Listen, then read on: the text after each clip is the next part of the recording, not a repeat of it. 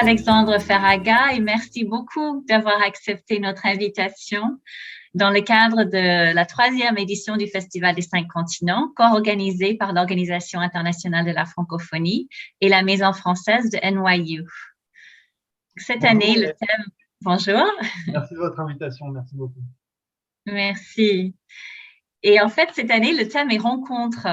Donc, votre livre Après la mer a reçu une mention spéciale du prix des 5 continents en 2019 et c'est parfaitement aligné avec cette thématique.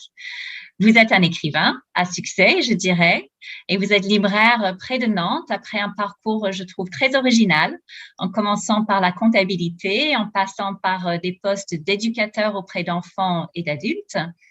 Et vous êtes rentré dans l'écriture aussi d'une manière originale, en remportant un concours de nouvelles. Et ensuite, vous avez été repéré par Flammarion, où vous avez publié votre premier livre, Je n'ai pas toujours été un vieux con, en 2014, suivi de La femme comète en 2015, et puis Le dernier cerveau disponible en 2017. Et là, récemment, vous avez même écrit un livre pour enfants, donc l'année dernière, Charlie s'en mêle. Donc là, on va parler plutôt de votre dernier ouvrage, Après la mer, qui est un livre très différent de vos ouvrages précédents. C'est un livre plus dur, cruel même presque parfois, mais en même temps très, très touchant. Et pour la première fois, c'est un livre autobiographique. Donc pour commencer, est-ce que vous pouvez nous raconter un peu l'histoire de ce livre ? Bien sûr. Alors, je vais faire une petite rectification. C'est un roman d'inspiration autobiographique, puisque la particularité, c'est que c'est un roman qui est né d'un fait autobiographique, mais il est majoritairement dû à la fiction quand même. Je vais expliquer peut-être tout à l'heure comment la fiction m'a aidé à écrire ce livre. Donc effectivement, alors c'est particulier parce que je me mets en scène dans ce roman à l'âge de 10 ans, puisque c'est à cette période que le personnage vit un événement traumatique qui est la genèse de ce livre. Et donc ce petit garçon de 10 ans qui s'appelle Alexandre vit dans une famille recomposée. Son père est algérien et a eu des enfants en Algérie, 4 enfants. Sa mère est française, a eu un enfant d'un premier mariage également. Et en fait, moi, je suis le fruit de cette union, de cette famille recomposée. Et donc, je vis au milieu de demi-frères et sœurs qui me disputent un peu la chance d'avoir mes 2 parents sous le même toit, parce que eux, il leur manque soit le père, soit la mère. Et donc, nous sommes en 1989. Je rentre d'une journée de jeu avec mes copains, et puis là, je tombe sur mon père et un de mes frères qui préparent la voiture. Comme on peut le voir sur les routes de France et d'Europe, c'est des voitures qui sont chargées d'un tas de bagages sur le toit et qui prennent la direction de la Méditerranée. Donc là, je suis un peu stupéfait par ce spectacle et surtout que je suis seul à partir avec mon père qui est un homme absolument insaisissable puisqu'il est absent physiquement et absent aussi par la parole. Voilà, c'est un grand mystère qui l'entoure et donc Alexandre est assez stupéfait de vivre cette expérience avec ce père. Il se sent privilégié puisqu'on lui dit que pendant plusieurs semaines, il va être seul avec ce père. Et pour lui, c'est la chance de se rapprocher de ce père, de le découvrir. Et en même temps, c'est terriblement angoissant puisqu'il ne sait pas où il va au début du livre. Son père lui dit « va te changer, on part ». Et il ne sait pas. Alors, il va le découvrir rapidement, mais le but de ce voyage voilà, va se découvrir au fil des chapitres. Merci de ne pas raconter la fin parce que on veut tous le lire et on veut découvrir la suite de l'histoire. Et donc vous avez dit je et vous avez dit Alexandre. Il y a un troisième prénom de ce personnage qui est Habib dans le livre. Donc Alexandre est soudainement confronté à son identité, à une double culture qu'il ne connaît pas, et au point d'utiliser ou d'être donné ou apprendre un nouveau prénom, donc Habib. Et comment est-ce que, donc justement, ce voyage avec ce père taiseux va l'aider à découvrir son identité et la réconcilier avec celle qu'il pensait avoir auparavant? Alors, c'est vrai qu'Alexandre, rapidement, dans la voiture, sur la route qui mène ce père et ce fils vers Marseille, vers le port de Marseille, Alexandre découvre qu'il a un deuxième prénom, un prénom arabe, Habib. Habib signifie le bien-aimé. Alors, c'est un paradoxe parce que lui, il se sent pas du tout aimé. Et aussi pendant ce voyage, ce père va lui dire que bah voilà qu'il a une double culture, chose qui c'est des sujets qui sont pas abordés en fait dans cette famille. Ce père ne parle quasiment jamais de l'Algérie, ne parle pas arabe à la maison, et d'ailleurs lui il vit plutôt à l'occidental. Dès, dès, dès l'époque où il est arrivé en fait en France, où il a posé le pied sur le territoire français, il s'est acculturé. Ça a été une assimilation à marche forcée pour lui. Je pense qu'il voulait peut-être voilà vraiment tirer un trait sur son passé, sur ce pays. En tout cas, à la maison, rien ne transparaît. Et donc, dans la voiture, Alexandre découvre non seulement qu'il a un deuxième prénom, qu'il est arabe, et puis son père, pendant le voyage aussi, va lui apprendre comme ça des mots d'arabe, et alors il n'a jamais entendu la langue parlée dans la bouche de son père. Et ça fait un peu beaucoup d'un seul coup, en si peu de temps. Mais en fait, pour Alexandre, la vraie quête d'identité, elle se fait vraiment dans le cœur du père, puisque ce qui le perturbe, ce n'est pas tant de découvrir qu'il est aussi arabe, qu'il a de la famille de l'autre côté de la mer, qu'il a un deuxième prénom qui est très joli d'ailleurs, mais pour lui, la vraie quête de ce voyage, c'est de savoir est-ce qu'il est vraiment un fils dans le cœur de ce père. C'est vraiment la première quête d'identité, c'est celle d'enfant. Pourquoi je suis là? Pourquoi est-ce qu'on m'a mis au monde? Et est-ce que je suis vraiment un fils pour ce père? Et après, bien sûr, viennent d'autres problématiques liées à ce voyage en Algérie, puisqu'il va découvrir une autre famille, d'autres mœurs. Et dans la famille qu'il va découvrir en Algérie, il va se rendre compte que chacun a une place et que c'est juste inconcevable en Algérie, en tout cas dans ce village et dans cette famille, que les enfants ne soient pas considérés comme des enfants et que les parents ne jouent pas leur rôle de parents. Et pour lui, ça va être un choc parce que ce qu'il vit en France, c'est que les enfants sont un peu laissés abandonnés à eux-mêmes et que le père fuit son rôle de père. Et c'est très touchant d'ailleurs de voir Alexandre chercher l'amour de son père, chercher le toucher de son père à travers ce voyage. Ce sont des moments très forts, je trouve, dans le livre, cette recherche d'affection, d'attention et d'amour que tout enfant devrait avoir. Le titre du livre, j'aimerais en parler un petit peu. Je trouve que c'est un titre très évocateur, Après la mer, même presque ambigu, on peut dire. Et pourquoi vous avez choisi ce titre? Qu'est-ce qu'il signifie pour vous? Et qu'y a-t-il après la mer? Alors, après la mer, il y a le double voyage parce que il y a l'aller, donc effectivement aller en Algérie où il va découvrir son père autrement, où lui-même il va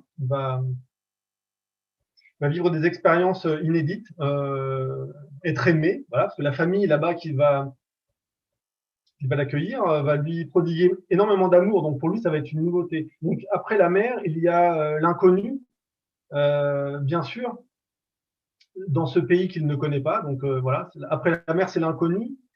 C'est un tas de bouleversements, c'est l'enfance qui se termine brutalement. Alors, je ne raconterai pas, mais c'est l'enfance qui se termine brutalement. Mais il y a aussi le retour. Alors que je n'évoque pas, que je laisse juste euh, euh, que j'aborde comme ça brièvement. Mais évidemment, après ce voyage, l'enfant ne sera plus le même. Et il y a le retour en France où euh, voilà, c'est vraiment la fin d'une enfance. Ce voyage, c'est la fin d'une enfance. Et après, il faut revenir. Donc, il faut savoir et pouvoir vivre après ce voyage. Je trouve que cette question du retour au pays, donc là on voit le père qui était un migrant retourner dans son pays d'origine et on va voir donc le fils retourner vers son pays d'origine aussi après ce voyage initiatique qui va transformer sa vie, je pense. Et ces histoires de retour de migrants sont extrêmement compliquées. Nous travaillons beaucoup sur ces thématiques-là, bien sûr, aux Nations Unies, notamment à travers notre agence ONU Migration. Et est-ce que vous pouvez nous parler un petit peu justement de cette complexité identitaire, affective et culturelle qui est liée à ces questions du retour? Alors, moi, je l'ai éprouvé quand j'étais enfant, mais en fait, je comprenais pas trop ce qui se passait. Parce que je voyais bien que mon père n'assumait pas, ou je sentais bien qu'il se passait quelque chose avec ses origines pour qu'elles soient tues de cette manière, qu'il ne nous en fasse pas profiter. Et surtout, ce qui m'interpellait le plus sur le comportement de mon père, c'était comment dire, ses fréquentations, ses amis. C'était des gens qui avaient eu de grandes difficultés et des traumatismes avec l'Algérie. Alors, il était entouré de harkis, de pieds noirs, et pas tant d'immigrés comme lui, algériens. Il était entouré de gens qui avaient vraiment des problématiques très fortes avec le pays et où la séparation a été brutale. On sait bien que les pieds noirs voilà, ont dû partir brutalement. Les harkis, c'est encore un autre sujet, mais il y avait vraiment cette espèce de lien meurtri avec leur pays d'origine. C'est ça dont je me suis souvenu en écrivant ce livre. Et alors, je me souviens aussi, après, en grandissant à l'adolescence, d'avoir rencontré d'autres hommes de la génération de mon père qui étaient comme lui baignés dans le silence et qui avaient du mal à parler de l'Algérie, à transmettre. Alors, je ne sais pas ce qui s'est passé dans les années 70-80. Il y a toute une génération comme ça de personnes qui sont venues s'installer en France et qui ont voulu couper brutalement parce que mes grands-parents paternels, eux, se sont installés en France, ont travaillé et ils sont repartis. Il y a eu cette génération-là qui est venue travailler en France et qui a pu repartir. Et il y a une génération qui est restée. Et mon père fait partie, voilà, de ces enfants qui sont restés, qui se sont installés, mais où tout est confus. Je sais que mon père se faisait appeler Maurice, par exemple, avant même de se faire naturaliser, il se faisait appeler Maurice. Euh, et puis ensuite, il a changé carrément son identité au bout de plusieurs décennies. Il est devenu français. Donc, je sais pas si je peux très bien parler des immigrés, des migrations, mais j'ai vécu ça. En tout cas, pour moi, c'est très lié à la douleur et au silence, alors que alors que ça devrait pas être ça devrait pas être ça. En fait, quand on décide de s'installer dans un pays, d'en prendre la culture, c'est ce qu'a fait mon père. Mais ce qui est très bizarre, c'est que mon père n'a pas transmis non plus son amour pour la France. C'est un paradoxe incroyable, puisque d'un côté, il a nié ses origines pour embrasser la France, mais je sentais pas non plus chez lui le désir de nous transmettre ça pour que, je sais pas, pour qu'on fasse de grandes études, pour qu'on s'insère, pour que nous aussi on défende ce pays, sa langue. Bon, j'ai fini par défendre la langue française en écrivant et moi, c'est ce que j'ai écrit dans mon petit mot justement pour la remise du prix au siège de l'OIF. J'avais écrit que moi j'étais devenu vraiment français. Pourtant, je suis né en France, hein, mais j'ai été devenu français assez tardivement et c'était par la langue. Vraiment, parce que sinon je me sentais de nulle part, moi, véritablement. C'est sûrement lié à l'histoire de mes parents. Je me suis senti français, devenir français, en écrivant des livres, en écrivant de la poésie, en lisant énormément. Euh, et je crois que c'est aussi, surtout avec la francophonie, je crois que c'est ce qui nous lie tous. Pour moi, les mots et la langue, finalement, c'est peut-être le territoire où on peut se rejoindre.